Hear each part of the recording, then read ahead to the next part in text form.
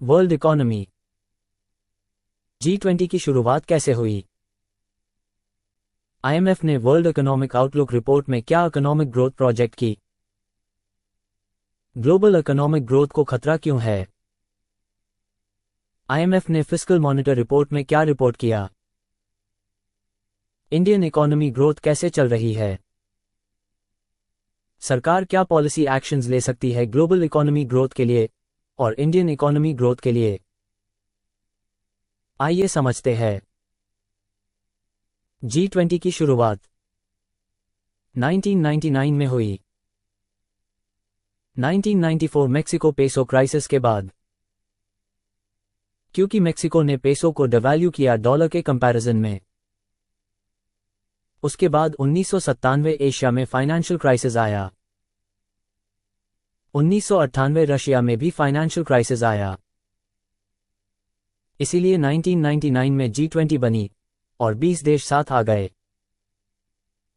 G20 members 85% global GDP में contribute करते हैं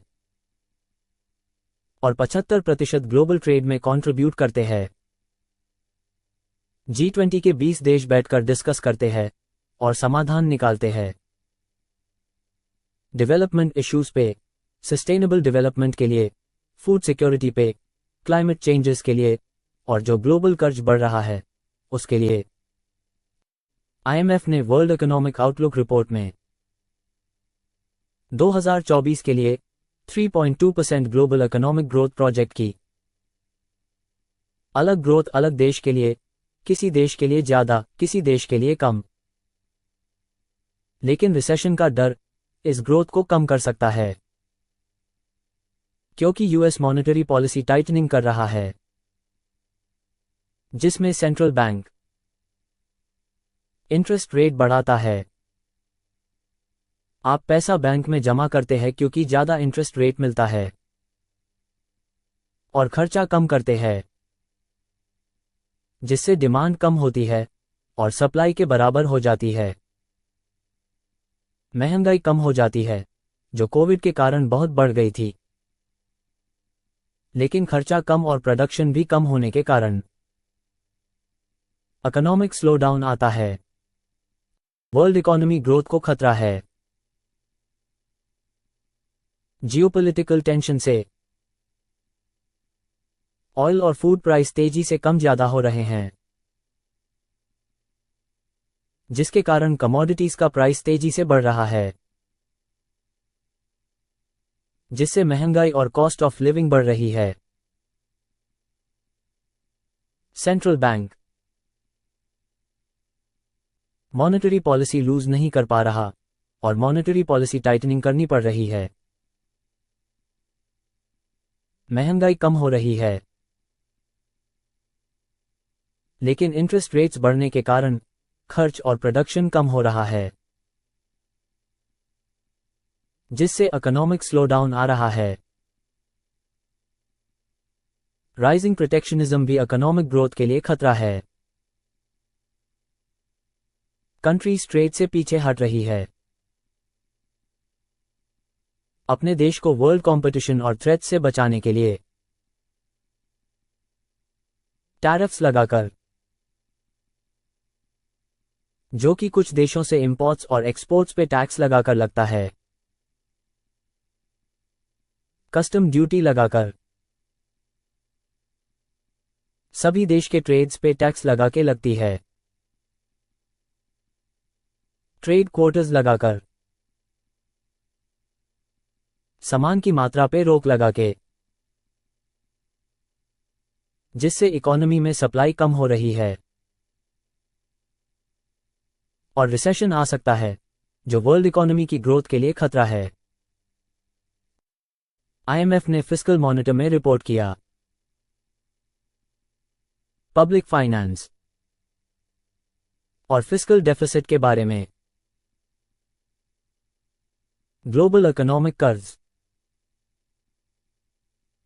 $315 ट्रिलियन हो चुका है, क्योंकि कंट्रीज ग्रीन इकोनॉमी बनने की कोशिश कर रही है।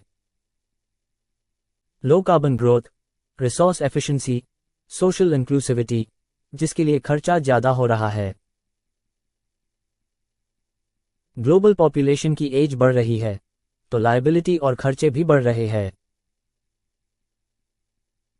कंट्रीज ज्यादा खर्चा सोलर एनर्जी पर कर रही है, ऑयल पे डिपेंडेंसी खत्म करने के लिए। नेशनल सिक्योरिटी पर खर्चा ज्यादा हो रहा है क्योंकि वॉर बढ़ रहे हैं। सरकार टैक्स बढ़ा नहीं सकती रेवेन्यू कलेक्शन के लिए। इलेक्शंस के कारण, जिससे कर्ज और फिस्कल डेफिसिट और बढ़ेगा। यूएसए इकोनॉमी का बुरा प्रभाव दूसरे इकोनॉमीज पे भी पड़ रहा है, क्योंकि अगर सॉवरेन बॉन्ड यील्ड बढ़ता है तो दूसरे देशों का बॉन्ड यील्ड भी बढ़ता है, जिससे कर्ज लेने की कीमत बढ़ रही है। Indian economy growth world economy growth के मुकाबले कैसी होगी? इंडियन इकोनॉमिक ग्रोथ प्रोजेक्ट हुई है 7 से 7.2%, लेकिन फर्स्ट क्वार्टर की ग्रोथ प्रोजेक्टेड ग्रोथ से काफी कम हुई, जो थी 6.7%, क्योंकि लोग अर्बन सिटीज में खर्च कम कर रहे हैं, जैसे कि कम गाड़ियों की खरीद, कम पर्सनल लोन्स, मैन्युफैक्चरिंग सर्विस कम हो गई, लेकिन रूरल डिमांड बढ़ रही हैं। अच्छा मॉनसून होने के कारण। पॉलिसी एक्शंस वर्ल्ड और भारत क्या ले रहा है इकोनॉमिक ग्रोथ के लिए? कोरोना वायरस के बाद महंगाई काफी बढ़ गई क्योंकि प्रोडक्शन कम हुई और डिमांड ज्यादा हो गई, जिसके कारण central banks monetary policy tightening कर रहे थे, इंटरेस्ट रेट को बढ़ाकर, डिमांड को कम करके, महंगाई कम करने के लिए, और फिस्कल पॉलिसी लूज कर रहे थी, ज्यादा खर्चा करके। इकोनॉमिक ग्रोथ बढ़ाने के लिए जो मॉनेटरी पॉलिसी टाइटनिंग से कम हो रही थी, अब सेंट्रल बैंक को एक्सपेंशनरी मॉनेटरी पॉलिसी का यूज करना चाहिए, इंटरेस्ट रेट को कम करके, जिससे लोग पैसा बैंक से निकाल कर खर्चा करेंगे या इन्वेस्टमेंट करेंगे, प्रोडक्शन बढ़ेगी और इकोनॉमिक ग्रोथ होगी। फिस्कल पॉलिसी कॉन्ट्रैक्शन करना चाहिए, खर्चा कम होगा तो फिस्कल डेफिसिट कम होगा, टैक्स बढ़ेगा तो रेवेन्यू बढ़ेगा, जिससे देश और ग्लोबल कर्ज कम होगा। That's all about world economy. Channel को सब्सक्राइब करना मत भूलना to learn more such topics. And comment your questions or topics you want detailed videos on.